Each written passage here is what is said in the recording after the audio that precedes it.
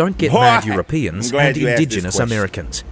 Because this is going to piss off the Europeans who think that Africans could not have ever come to America before Columbus or the Vikings. This is also going to piss off all of the out of Africa people who are, well, the people who are against out of Africa. Nah, let's get into it. Now, I doubt very highly if he was a Moor, and this is why. His father, Alfonso Pietro, or Pedro Alfonso, who is the navigator for Columbus, his father was a captive from the battle between the Portuguese and the people of Ghana in West Africa.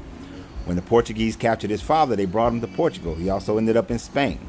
His son, or let me say, his 4 sons, were the ones who piloted Columbus's ships to the Americas. Now, how would they know how to do that? As I said in the previous video, they understood and knew of the current that brought you from the Africa to the Americas. Because if you think about it logically, how do hurricanes get to the Caribbean? They come from Africa, from the west coast of Africa, on a certain current that flows to the Caribbean, which is why Columbus and them ended up in the Caribbean. Let's make the smoke even deeper. Let's make it even worse for my anti-out of Africa people. The other reason that Alfonso de Pietro, otherwise known as the Negro,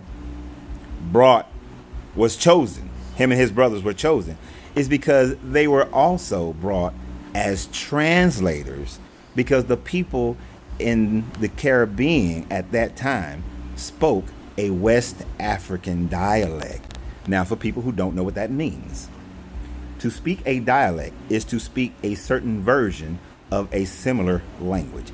For instance, I speak English, but I'm a Southerner, so I speak a little country every now and then.